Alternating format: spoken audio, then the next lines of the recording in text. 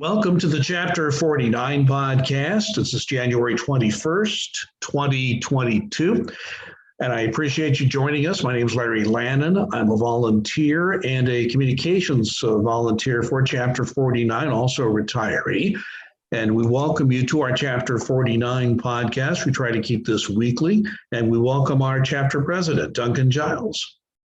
Good to be here with you this afternoon, Larry. It's good to be here with you as well. And I also want to welcome Dan Kaspar. Dan Kaspar is the Director of Field Operations and Organizing for NTEU at the national level. So Dan Kaspar, thank you very much for joining us today. Excited to be here, Larry and Duncan. Appreciate it. So let's get started. I'm going to turn this over to Duncan in a moment, but it seems that I kind of joked about this before we started. We tend to have breaking news every time Duncan and I do a podcast with or without a guest. And there is something that's just happened. We've been talking about vaccine mandates for months. There's been a court decision in Texas that seems to have muddied the legal works a bit. I would like you to just comment on that. And then again, we're speaking at 3:15 p.m. Eastern time on January 21st. Things could change after we talk here, but tell us what you know now.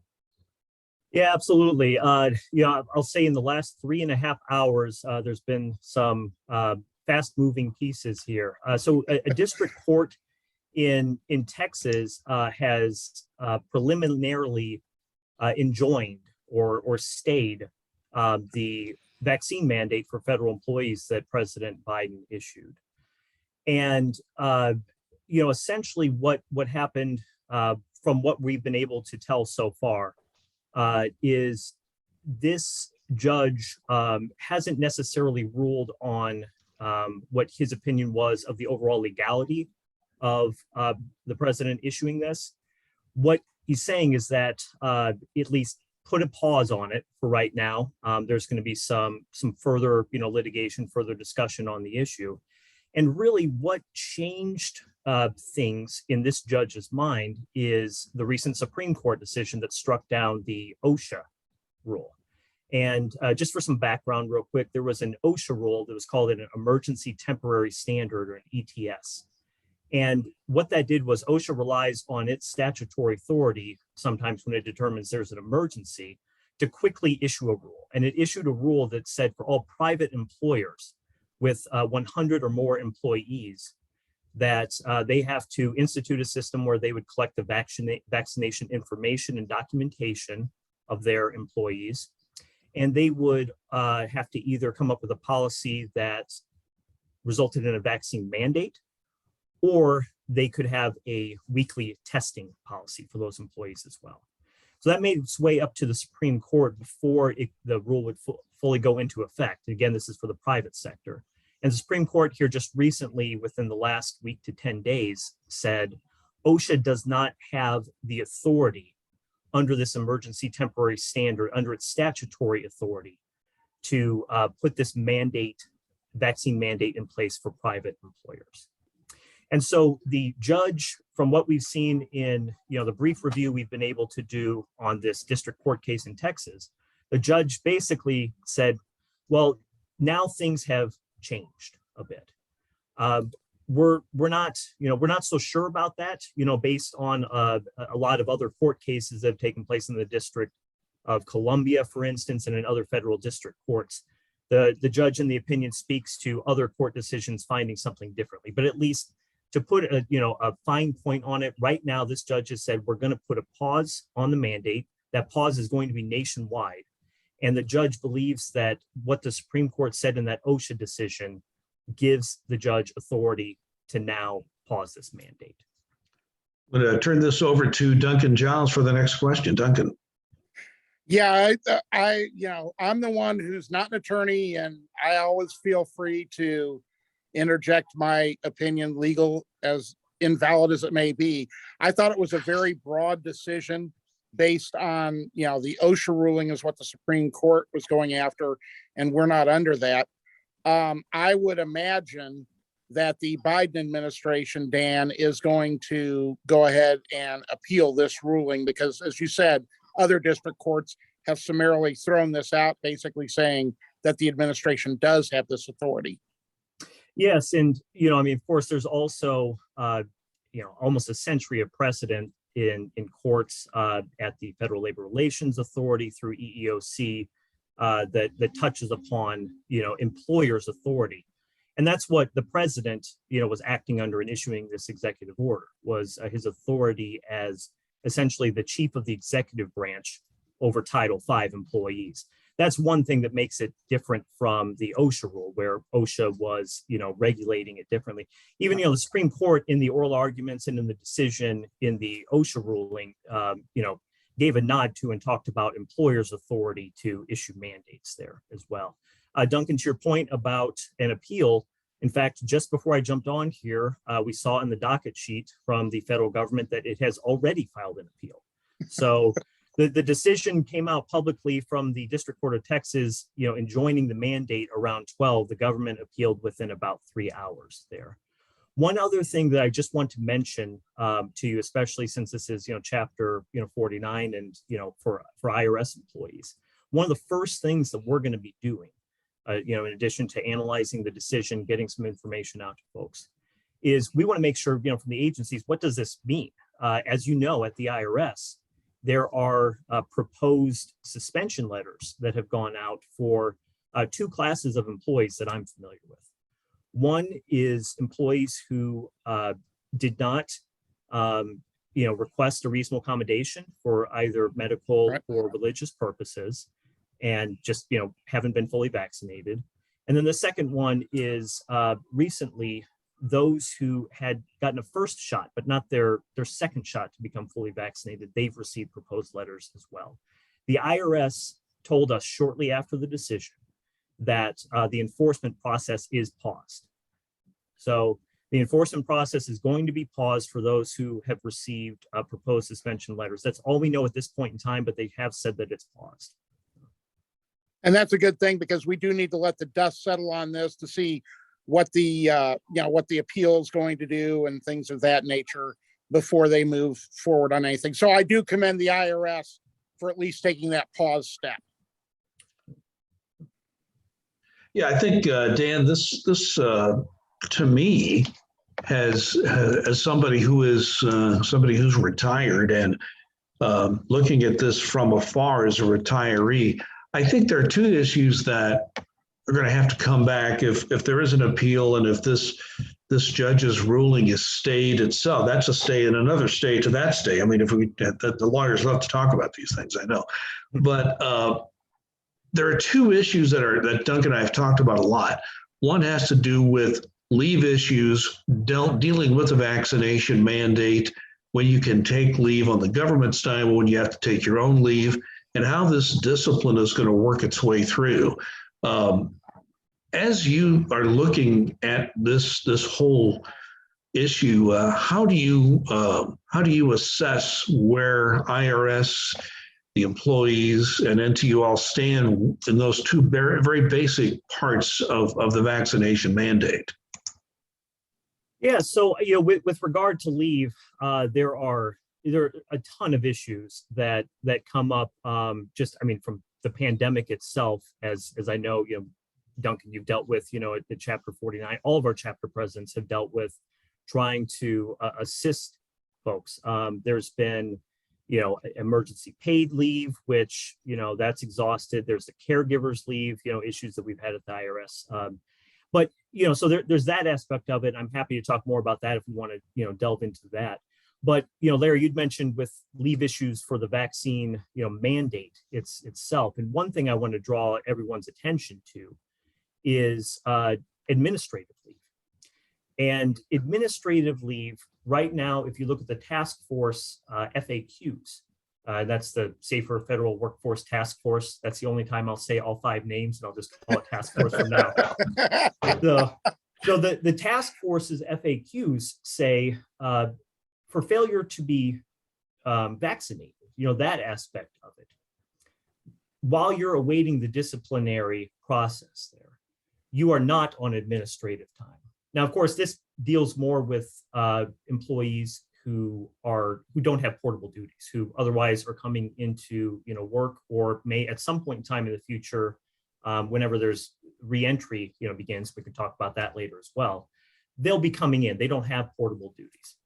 So they have to be masked, socially distanced. And another thing we'll talk about here, I think, soon is screening testing. They'll be subjected to those parts, not put on administrative leave.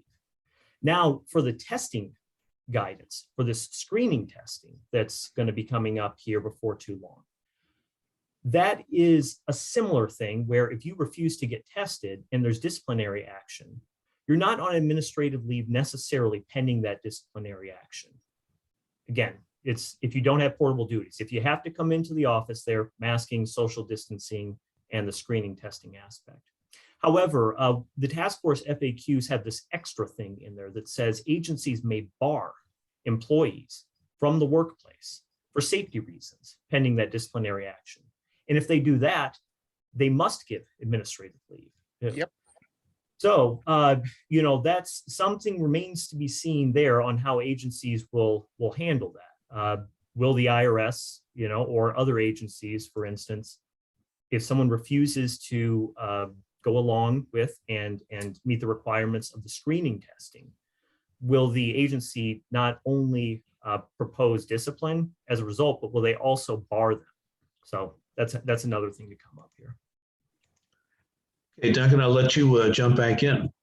Yeah, we don't have enough fun going on with all this stuff. And then you get to the big mystery of all this is where and when and what is going to be this RA review panel, the reasonable accommodation review panel that once our folks at EDI make the determination, and mostly on the religious accommodations. The medical is pretty cut and dried usually. It can go to our, the contractors that are at FOH, I would assume that the IRS is using. But the religious accommodation, I think, is going to be the very tricky one. And we still have not heard, I have not heard anything firm yet on the reasonable accommodation part of that, when it might be coming, how it might be coming, that sort of thing. Any insight you might have on that, Dan? So let me preface this with, because of the Texas District Court decision, too, how much of, the pause. I mean, right now, the only word that we have from IRS is just a very curt, the enforcement process will be paused. Assume for a moment that had not happened today. And let's just talk about how the sort of the normal process would have been. So the IRS first gathered all of these reasonable accommodation requests, both for medical disability and for religious. What they were doing at that point in time is they called it this interactive process. As you guys both know, you've got to have an interactive process if you're not going to just outright grant a reasonable accommodation under any ordinary circumstance. There's an interactive process where you go back and forth and you discuss the impact of the requested reasonable accommodation in several different ways. There's a lot of reasonable accommodations for this one. In fact, the most updated number that I have from January 17th is there have been 5,618 reasonable accommodations requested by IRS employee, reasonable accommodations from the mandate itself.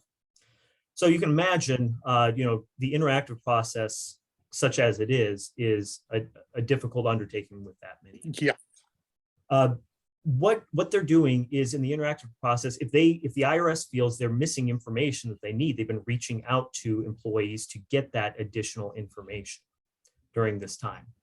From our understanding, from what they told us, they are still doing that. They're getting closer to the next phase. The next phase is they're going to have a committee, a board, whatever you want to call it, who essentially begins the work of reviewing these RA requests after what the IRS terms its interactive process, and they're going to start looking at these requests, and decisions will be issued. We have been asking them again and again exactly what the process of that's going to look like, and I don't think that they fully understand yet exactly what that process is going to look like. I think they have a framework, and we haven't gotten specifics because they may not know the specifics itself. I'm really glad at this late in the game that they don't have specifics. Right. And I share what you're saying, because that's what I've heard as well, that they don't really have an idea of how they're going to do it. And to be honest with you, that scares the hell out of me.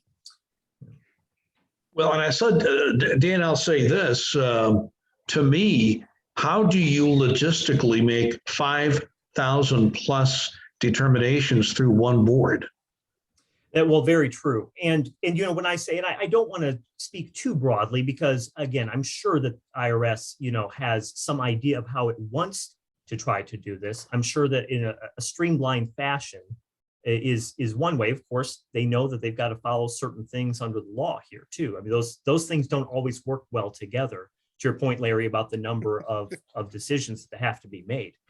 But, let me say this. On medical and disability related, reasons, as we've tried to put out a lot of information as much as we possibly can about this to try to bring some clarity to it. There are certain things that the CDC specifically says and that are parroted, in the FAQs by the task force of reasons that you would be entitled to either a delay or, an exemption for medical and disability related reasons. There are others aside from that, potentially, too, and we've tried to put out information about what those might be and what you may want to supply from, a medical provider for there. Those are probably a little bit more difficult, to do. The religious ones, the big question has been, is there going to be a very, sort of strict reading of the sincerely held religious beliefs aspect of it?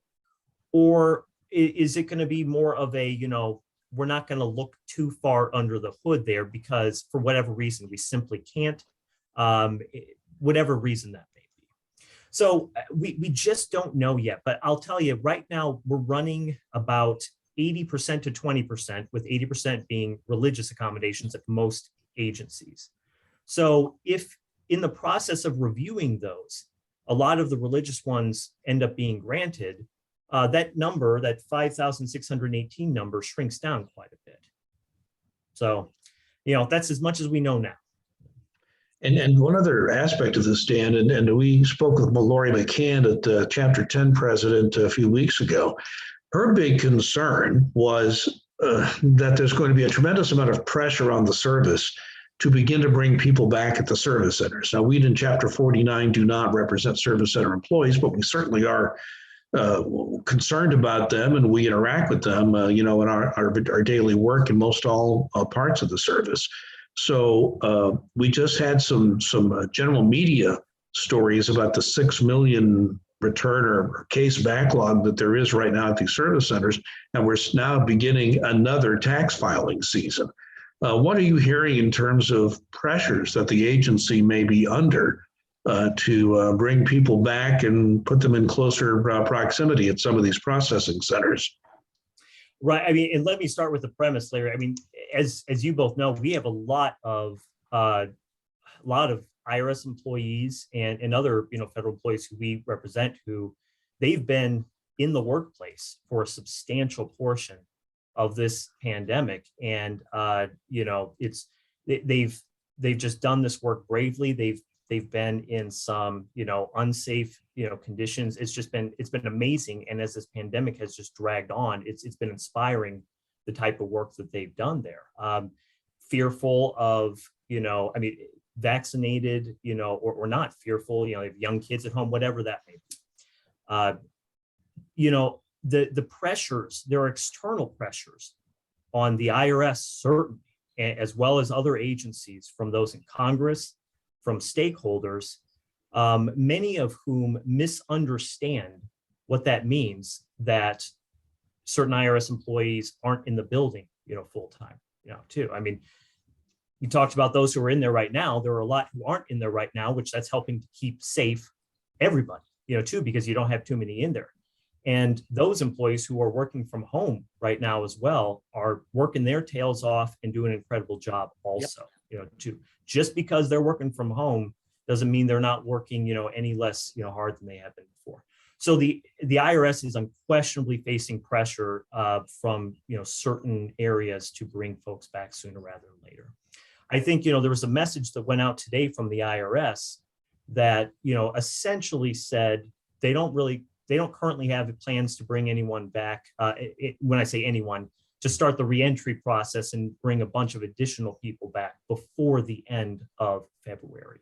And that is somewhat consistent with what we're seeing right now across the federal government with other agencies. There are a few who have brought some back earlier. There are others who are saying it's going to be into March. But I'll tell you, we started this conversation the three of us are having by things change, and it may change by the time we all, end up wrapping the show up right now. Yeah. That has changed more than anything else, too. Remember, people were going to go back in September of last year. Keeps getting pushed off because the pandemic conditions change. I mean, NTU, we're going to be, health and safety, that's the biggest concern. And we continue to tell agencies and the task force, don't do this too quickly. Duncan, let me turn this back over to you. Yeah, one of the issues that I have, and that's one of the things that, I'm proud of NTU for a number of reasons. And one of the big ones, especially in this pandemic, has been the fact that health and safety has been at the forefront. In talking to one of my sources, a medical source, this morning, she told me that, we're all talking about testing. Let's do testing. Well, the liquid that they use for the testing is in very short supply. And I think that's going to be a hindrance as well, as we're saying, okay, if these people have to be tested once a week or a couple times a week, and they don't have the proper things to be able to test, and they're going to be delayed, how is that going to impact these employees that are needing to be tested? Because I heard from another source that it is a supply chain for all labs. So I commend National NTU for continuing to push that. I know the chapter leaders are continuing to push that, but I have a lot of our employees too are saying, hey, you know what? I'm fully vaccinated and I'm very concerned about going into a building, even, not that often, with people who are not vaccinated. And I'm concerned that there won't be the social distancing, and I'm concerned that they won't be enforcing the wearing of masks, because I work in the federal building in Indianapolis, and all too often I see people without masks who are federal employees. And so it's a balancing act we have to do. And I think it's unfortunate sometimes that federal agencies just want to rush ahead instead of being cognizant of that.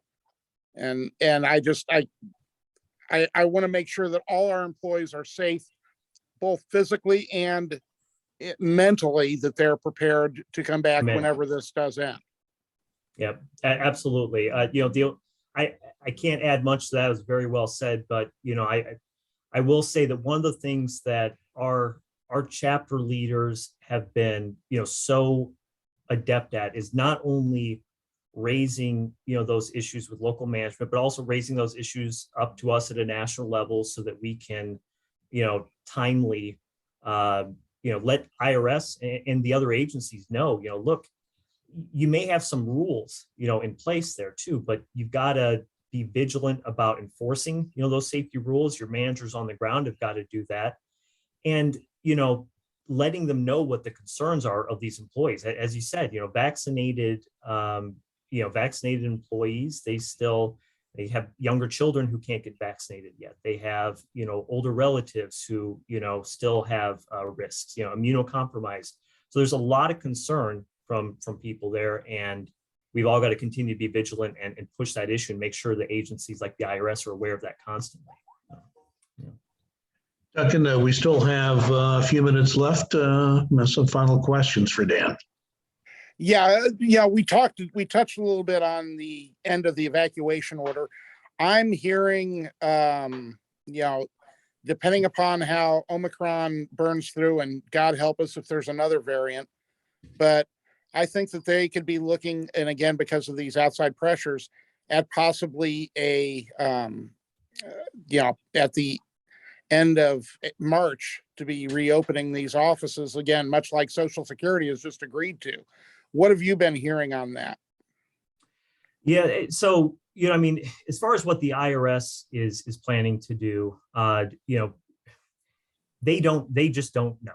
Still, they put out that message, and that's consistent with what they've been telling us. Is that end of February? It's not going to be before then. They've committed, as they must, to give at least 30 days notice, but they've committed to try to give as much as possible beyond that.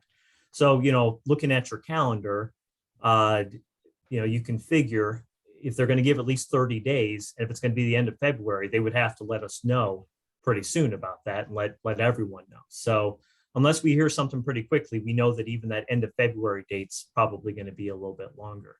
I don't want to speculate, but yeah, that's my job. Well, sure. I will say end of March. That's been the the frame that we've seen. Too, end of February to end of March, and that goes across many agencies. We had a brief discussion with the task force recently, and we're always asking them. We want to make sure that we don't have agencies that are out of step in there too, and that's the window that they gave us, end of February to end of March. Dan, I know you've recently taken a new job, although this area of NTU is not new to you. You've been involved in this work for a long time. Just tell us your responsibilities and what your tasks and responsibilities have been since you've undertaken this new task. Yeah, absolutely. You both know Jim Bailey very well, our former National Executive Vice President and longtime Director of Field Operations.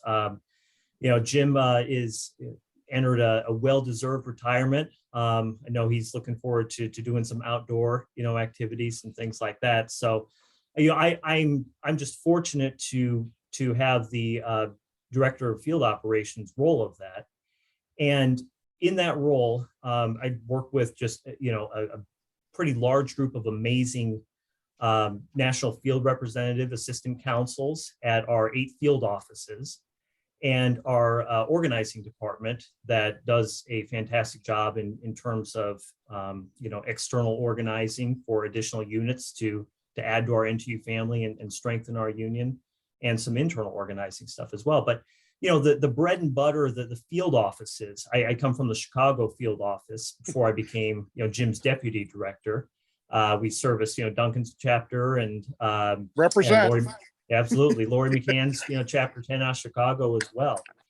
And, I oversee those 8 field offices, and I'll tell you, they have been working, harder than ever during this pandemic as well. These are folks who, care about the federal employees they represent, the chapter leaders that they work with. And, they've been instrumental in just working on issues, raising issues up, pressing the agencies, make sure our folks are healthy and as safe as possible during this pandemic.